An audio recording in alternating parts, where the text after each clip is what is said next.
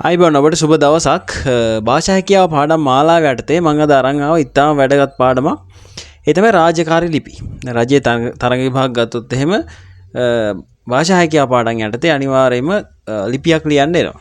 හරිද? එතකොට අපි බලමු අද යම්කිසි මොඩල් ඒ කියන්නේ යම්කිසි ලිපි කිහිපයක් ලියලා බලමු මේකේ ආකෘතිය කොහොමද මේක අපි කොහොමද ලියන්න ඕනි කියන කාරණේ අපි බලමු.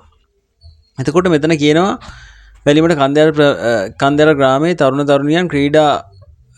තරුණියන්ගේ ක්‍රීඩා හැකියාව නොපනංවා ගැනීමට ක්‍රීඩා පිටියක් නොමැතිවීම ඔවුන් මුහුණ දෙන ප්‍රධානම ගැටලුවක් වී ඇත. කන්දෑල එක්සත් ක්‍රීඩා සමාජයේ මෙම කරුණු සම්බන්ධයෙන් සාකච්ඡා වූ අතර ඔවුන්ගේ ග්‍රාමයේ පැරණි පොළ පිහිටි ස්ථානය මේ සඳහා වෙන් කර ගැනීමට තීරණය කරගත් අතර ඒ සඳහා එම ඉඩම වෙන් කරවා ගැනීමට ක්‍රීඩා සමාජයේ ලේකම් ඔබයි සිතා වැනීමට ප්‍රාදේශීය ලේකම්තුමාට ලිපියක් ලියන්න. ඔන්න ඔය විදිහට අපිට දිග විස්තරයක් දෙනවා. ඒ වගේම මේ වචන ගානක් දෙනවා සාමාන්‍යයෙන්. වචන කීයක්ද කියලා. සාමාන්‍ය ලිපියකට එන්න ඕන වචන ගාන අපි දන්නව නේද? අන්න ඒ ගාන අපිට දෙනවා. හරි. එතකොට අපි බලමු මේකට කොහොමද අපි ලිපියක් ලියන්නේ කියලා. හරිද? ලිපියක් කොහොමද ලියන්නේ කියලා අපි මේකට බලමු. එතකොට මම මෙන්න ලිපියේ ලියලා තියෙනවා. එතකොට මෙන්න මෙතන ඔයාලා බලා ගන්න උඩම අපි ලියන්නේ යවන්නාගේ ලිපිනේ තමයි මෙන්න මේ උඩම ටිකේ ලියන්නේ. එතන මම ලියලා තියෙනවා උපුල් ලේඛනායක කියලා මෙන්න මෙහෙම කමාවක් දාන්නවා. කමා දාන්න. ඊට පස්සේ ලේකම් කියලා මෙහෙම කමා දාන්න. එතකොට මේක ලේකම් මෙහෙම කියලා ලියද්දී අක්ෂර වින්‍යාසයම හරියටම ලියන්න නැත්නම් ඒවට ලකුණු අඩු වෙනවා. ඊට පස්සේ කන්දෑල එක්සත් සමාජය කියලා ආයෙ කමාවක් දාන්න. කන්දෑල වැලිමට. මේ මෙන්න මේ නවතින තැන ඔන්න තිතක් තියන්න. එතකොට ඔන්න අපි උඩම ලිව්වා යවන්නාගේ ලිපිනේ තමයි ඔය විදිහට ලිව්වේ. ඊට පස්සේ බලහැටි ගියට පස්සේ ඔන්න යවන්නාගේ ලිපිනේ හරි මෙන්න මෙතන ඊට පස්සේ එකම ලයින් එකේ තමයි දැන් ලිපි ලියන්නේ. එතකොට මෙන්න මෙතන ලබන්නාගේ ලිපිනේ අපි ගත්තොත් ප්‍රාදේශීය ලේකම් කියලා කමාවක් තිබ්බා. ප්‍රාදේශීය ලේකම් කාර්යාලයේ වැලිමට කියලා ඉවරනකොට තිතක් තියන්න. හරිද? එතකොට මෙතන උඩම මතක් කරලා තියන්න මේ ඩේට් එකක් ලියන්න ඕනේ. ඩේට් එකක් ලියන්න කොතනද? මෙතන උඩම. හරිද? උඩම ඩේට් එකක් ලියන්න අනිවාර්යයෙන්ම යවන්නාගේ ලිපිනේ ලියන තැන ඩේට් එකක් ලියන්න මම නිකන් ලියනවා ඩේට් එකක්. මම ලියන්න 2026යි 8යි 3 ඔය විදිහට මම ඩේට් එකක් ලියනවා. එතකොට ඩේට් එක ලියද්දි සාමාන්‍යයෙන් අර තිත තියලා ලියන්න. හරිද? මේ විදිහට ලියන්න නැතුව තිත තියලා ලියන්න. තිත තියලා ලියනකොට අපි කරන්නේ ඔන්න සාමාන්‍යයෙන් තිත තියලා ලියන්න මේ විදිහට. 2026යි තිතක් 0.8යි තිතක් 0.4 ඔය විදිහට ඔන්න ඒ කාරණේ ලියන්න. එතකොට මේ උඩම ලියුව යවන්නාගේ ලිපිනේ මෙතන ලබන්නාගේ ලිපිනේ ඔහොම ලියන්න. ඊට පස්සේ අපි ඊළඟට කරන්නේ ආමන්ත්‍රණය ලියන එක අනිවාර්යයෙන්. ආමන්ත්‍රණය මොකද්ද? ආමන්ත්‍රණය ලියන්න. ආමන්ත්‍රණය අපි ලියනවා ප්‍රාදේශීය ලේකම් තුමනි කියලා එතන කමාවක් දාන්නවා. ප්‍රාදේශීය ලේකම් තුමනි කියලා ආමන්ත්‍රණය දැම්ම. දැන් ඔන්න ඊට යටින් තමයි කරුණු ටික දාන්නේ. හරිද? කරුණු ටික ඊට යටින් දානවා. එතකොට ඊට යටින් දානකොට අපි ඉස්සලම ලියන මාතෘකාව සාරාංශයක් තියෙනවා. දැන් ඇත්තටම මේ ලිපිය ලියන්නේ මේ ග්‍රාමයට ක්‍රීඩා පිටිනියක් වෙන් කරවා ගන්න තමයි ලියන්නේ. එතකොට මම ලියලා තිනවා කන්දෑල ග්‍රාමයට ක්‍රීඩා පිටියක් ලබා ගැනීම සඳහා. ඊට පස්සේ ඔන්න මම කියවගෙන යනවා මෙතන ඊළඟට කරුණු ටික දාන්න. කරුණු ටික ගොඩක් වැඩි නම් ඡේද දෙකකට වගේ දාන්න. හරිද? එතකොට කන්දෑල එක්සත් ක්‍රීඩා සමාජය තම ප්‍රදේශයේ දරුවන්ගේ ක්‍රීඩා කුසලතා සංවර්ධනය කර ගැනීම සඳහා මෙතෙක් අඩුපාඩුව පැවති ක්‍රීඩා භූමියක් සකසා ගැනීම සඳහා ඒකමතික තීරණයක් ගනු ලැබීය.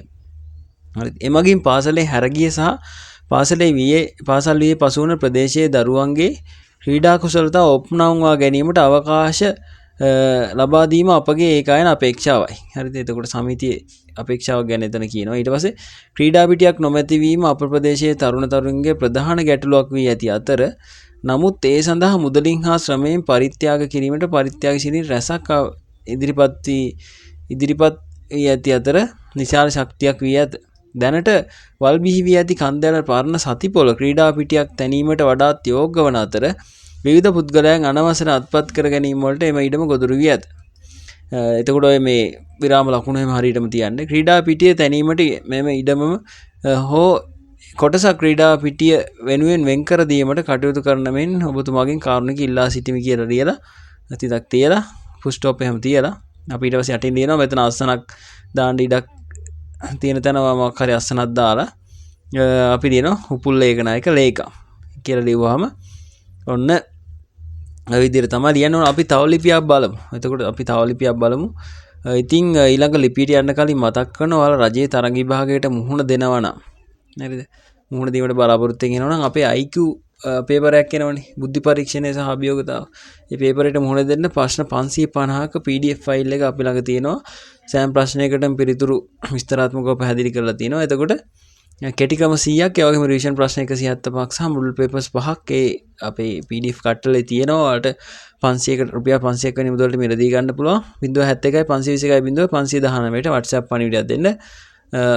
අන්න ඒකත් මතක් කරනවා. එතකොට මේ ප්‍රශ්න 550ක් නේ. එතකොට ඔන්න විශාල ප්‍රශ්න ප්‍රමාණයක් තියෙනවා කෙටිකමත් එක්ක ඔයාලට මිලදී ගන්න පුළුවන්. හරි ඊළඟට බලන්න ඊළඟට කියනවා නුවර ප්‍රදේශයේ ඇතුල්පුර ග්‍රාමීය වැසියන් පන් වර්ග ආශ්‍රිත නිෂ්පාදන සිදු කරමින් ඉතා දුෂ්කර ලෙස ජීවත් වන ග්‍රාමීය ජීවත් වන ප්‍රදේශයක් වන අතර එම නිෂ්පාදන වල ගුණාත්මක තත්ත්වය වැඩි දියුණු කර ගැනීමට කුඩා කර්මාන්ත දෙපාර්තමේන්තුවෙන් උපදෙස් පතමින් එම ග්‍රාමයේ එක්සත් තරුණ සමිතිය ලේකම් ඔබයයි සිතා කුඩා කර්මාන්ත දෙපාර්තමේන්තුවට යැවීමට ලිපියක් සංවිධානය කරන්න. එතකොට මම මේ ලිපිය නම් ලිව්වේ ඉතාමත් කෙටියෙන් තමයි මේ ලිපිය ලිව්වේ. ගොඩක් විස්තර දාන්න නැතුව අපි බලමු එතකොට ඒ ලිපිය කොහොමද කියලා. ඔන්න බලන්න එතනත් මම උඩම දාගත්ත යවන කෙනා. මෙතන යවන්නේ මෙන්න මේ සමිතිය ලේකම් තමයි යවන්නේ. එතකොට එතන මම ලියුවා සුසන්ත කරුණාරත්න ලේකම් එක්සත් තරුණ සමිතිය ඇතුළුපුර නුවර. මෙතන ඩේට් එකක් දාන්න 2026යි 8යි 25 වගේ මම ඩේට් එකක් දානවා. හරිද? එතකොට මෙතන ඔන්න යවන්නාගේ ලිපිනේ තමයි එන්නේ. යවන්න. මෙතන ඉන්නේ යවන්නා. ඊට පස්සේ තා පල්ලහැට ගත්තට පස්සේ ලබන්න ඉන්නවා. ලබන කෙනා අපි ලියන්නේ කාටද? අධ්‍යක්ෂක මෙහෙම කමා දාන්න අධ්‍යක්ෂක කුඩා කර්මාන්ත දෙපාර්තමේන්තුව කමාවක් සංඝරාජ මාවත කොළඹ 7 කියලා නවතිනවනම් තිතක් තියනවා. ඊට පස්සේ ආමන්ත්‍රණය මෙතන එන්නේ. මෙතන ආමන්ත්‍රණය එන්නේ. ආමන්ත්‍රණය එතන එනවා. ඊට පස්සේ මාතෘකාවත් එක්ක අපි කරුණු ටික ලියන්න දෙන්නේ. එතන අපි ලියන්නේ සුළු කර්මාන්ත සඳහා ආධාර උපදෙස් ලබා ගැනීම සඳහා තමයි මේක ලියන්නේ.